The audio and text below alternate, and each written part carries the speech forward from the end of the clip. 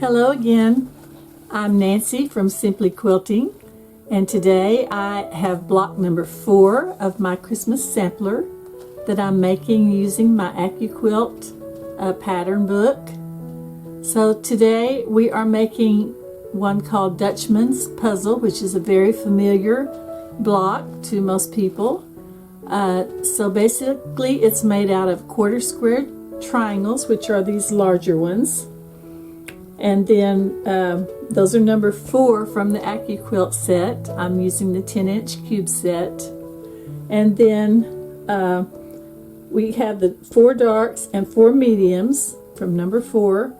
And then we have number 5 small half square triangles, and we have 16 of those.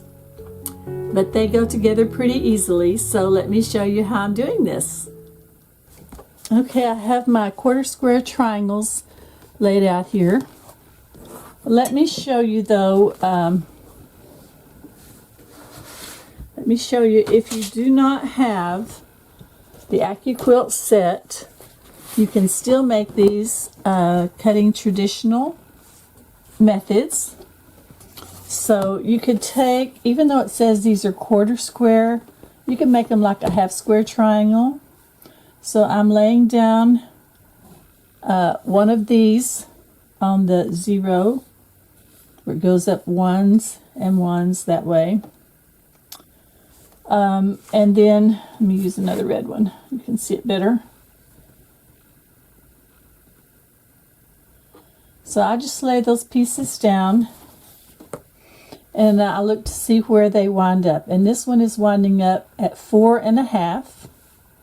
So you can take a 4.5 inch square, cut it diagonally in half, and you will have your quarter square triangles. Okay, and then I've shown you this on these little ones before, but I'll go ahead and do that again as well. These number 5 in the Qube Set, and you can make those from a 3.5 inch square. Okay, 3.5 inch, cut it diagonally, you've got your number 5s. Okay, so don't let it be a hindrance to you if you don't have Accuquilt, because you can cut these traditionally just as well. Okay, now then, as you can see on the way I've got it set up here, we have 2 of the larger triangles facing each direction, one going to the left, one going to the top right, one going to the right bottom, and one going to the left bottom. And then all we're going to do is fill in with our little small background units. I'm going to move that up so I can fit it all on there.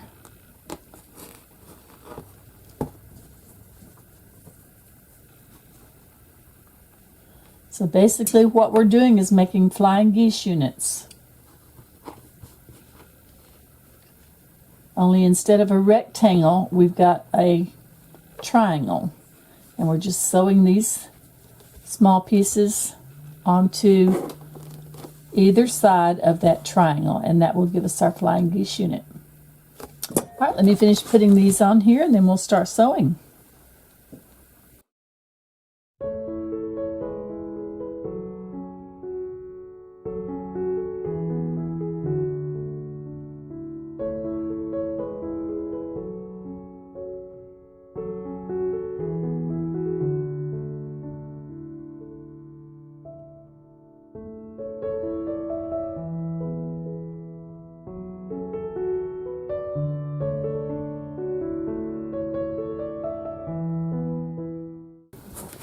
There's our layout. Now what I'm going to do is just start making these flying geese units.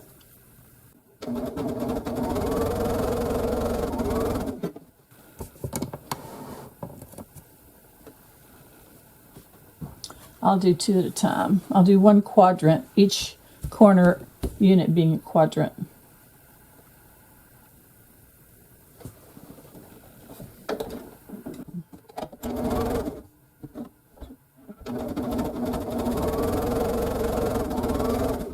And then we're going to take and press that to the light. And then we'll put the other one on it, just like this.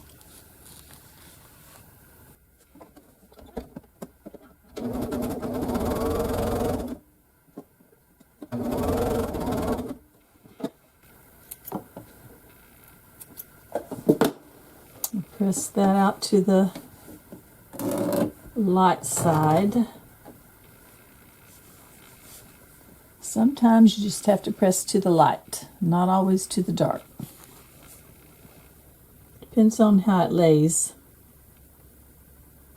I guess you could press to the dark if you wanted to. That's what's great about quilting. You can kind of do what you want.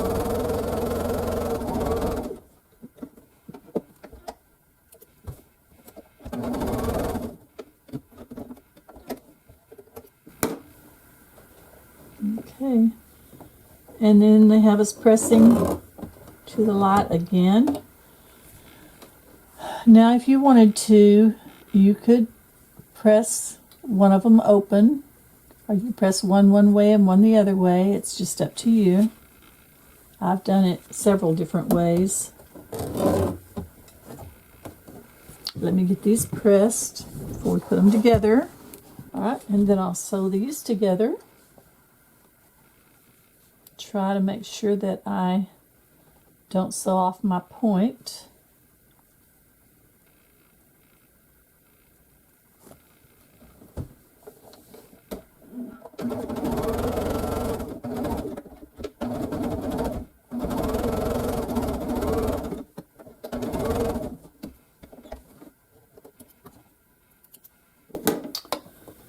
Okay.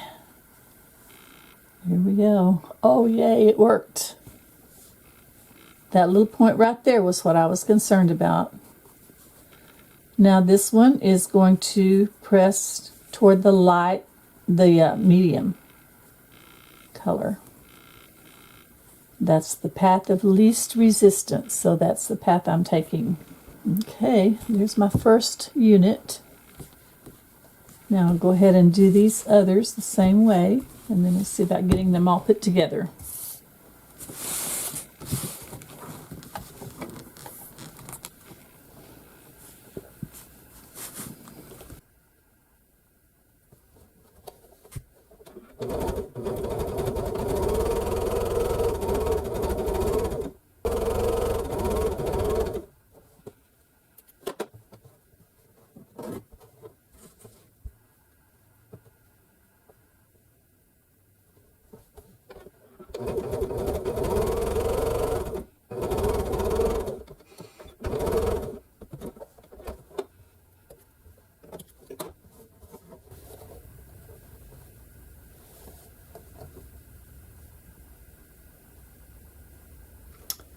Got that seam a little too big at the top. It ate up some of my point. Can't have that.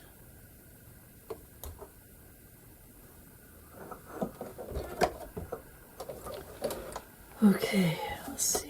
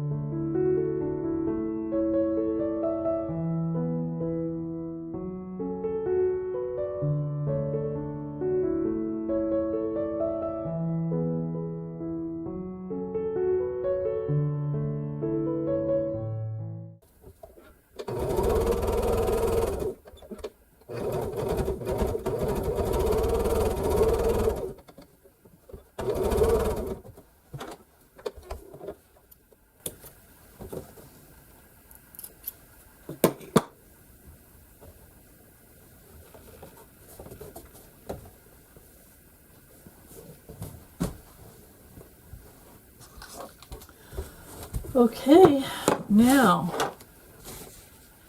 we've got to put these together.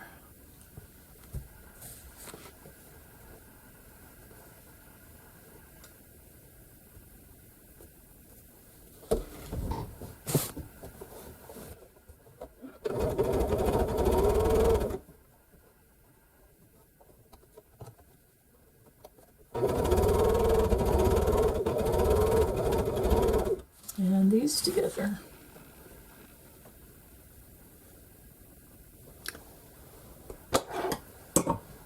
That is a little bit uneven. I'm going to snip that off and snip that off so I can get a nice even seam.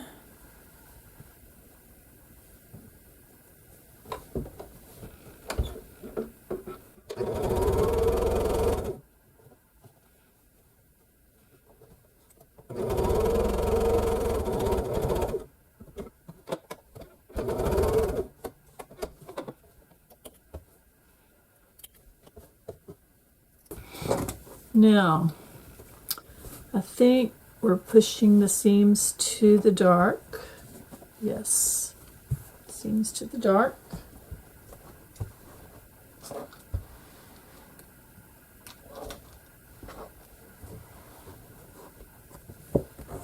So this one will go this way and this one this way.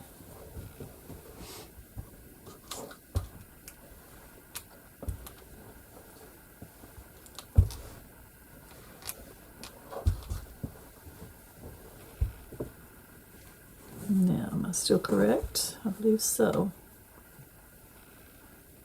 Yep.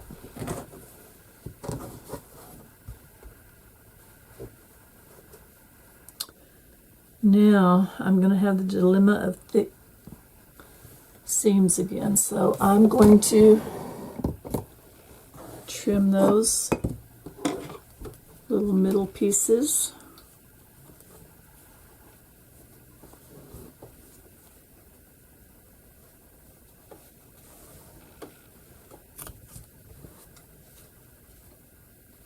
I know they want me to swirl these seams, but I might decide to open them instead.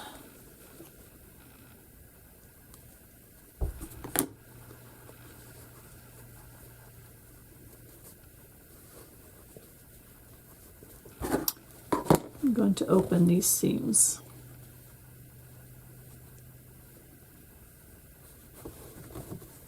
Let's see what it would do here if I did that. That would make kind of a bulky part right there. Okay, I'll ditch that idea and just trim this thickest one right there. And this thickest one on this side.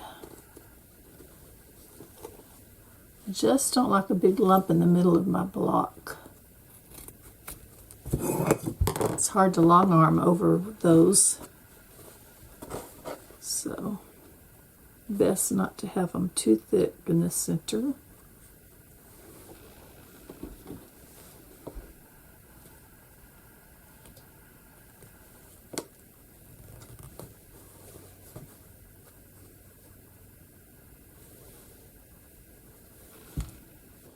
All right, let's see how we're gonna do this.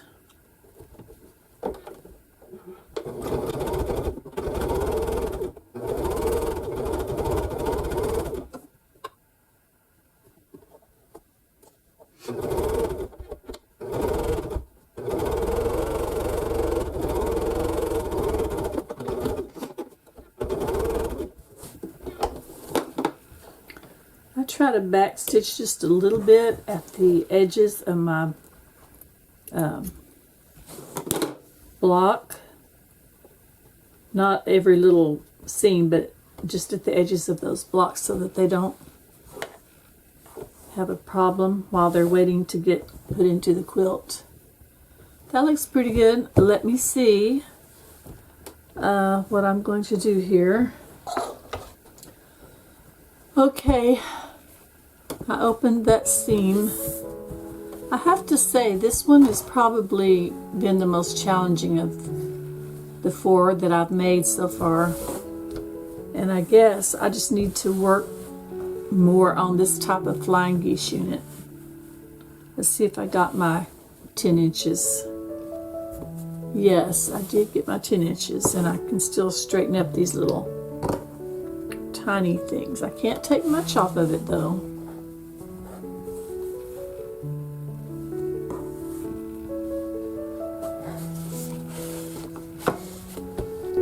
Alright, so I will see you for block number 5 next time. Have a great week.